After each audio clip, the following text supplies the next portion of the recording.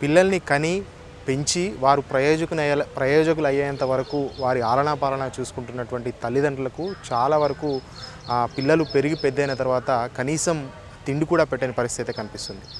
ఇట్లాంటి దారుణమైన ఘటన మెదక్ జిల్లాలో నిన్న చోటు చేసుకుంది. శివంపేట మండలం నవాపేట అనే గ్రామంలో మహబూబ్ అనేటటువంటి వ్యక్తి దాదాపు 85 సంవత్సరాలు ఉంటాయి.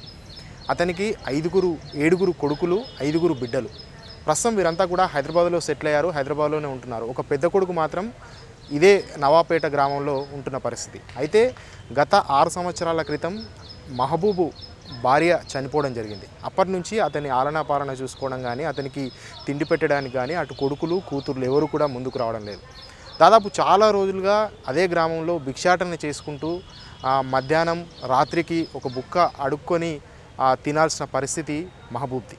అయితే గత సంవత్సర కాలంగా మహబూబ్కు అనారోగ్య సమస్యలు రావడం, ఆరోగ్యం సహకరించకపోవడంతో గ్రామంలో గల్లీ తిరిగే పరిస్థితి కూడా లేకపోవడంతో తన కొడుకులు బిడ్డలు ముందుకొచ్చి తనకు ఒక పూట అన్నం పెట్టాలంటూ ప్రాధేయపడ్డాడు.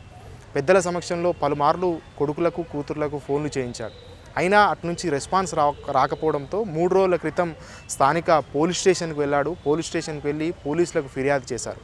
ఈ క్రమంలోనే పోలీసులు మహబూబ్కి సంబంధించిన కొడుకులకు కూతుర్లకు ఫోన్లు చేశారు. వారు పోలీస్ స్టేషన్కి వస్తారేమో, తనను తీసుకుపోతారేమో అని మహబూబ్ దాదాపు 3 రోజులు అదే పోలీస్ స్టేషన్లో పగలు రాత్రి అని తేడా లేకుండా అక్కడే వెయిట్ చేసిన పరిస్థితి. కానీ ఎవరూ రాలేదు.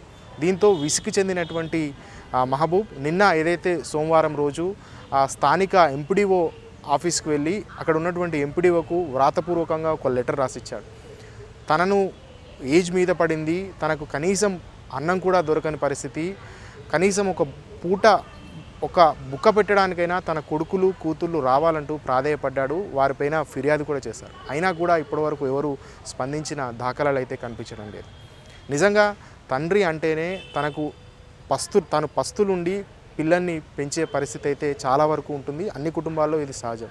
అట్లాంటి తండ్రి ప్రస్తుతం వృద్ధాప్య దశకు వచ్చిన తర్వాత కనీసం అతను ఇప్పుడు డబ్బులు కావచ్చు, ఆస్తులు కావచ్చు ఏం అడగడం లేదు. ఇప్పటికే తనకున్నటువంటి కొంత భూమిని, తన సంబంధించిన కొన్ని గేదెలను అమ్మి ఆ డబ్బును కూడా వారి పిల్లలకే ఇచ్చిన పరిస్థితి. కానీ ఇప్పుడు అతనికి తినడానికి కనీసం బుక్కడు బువ్వ కూడా దొరకని పరిస్థితి. దీనిపైన అందరూ స్పందించాలి. అధికారులు ముఖ్యంగా స్పందించి మహబూబ్కి సంబంధించినటువంటి కొడుకులను కూతురును పిలిచి మాట్లాడి మహబూబ్కు న్యాయం చేయాలని కోరుకుందాం.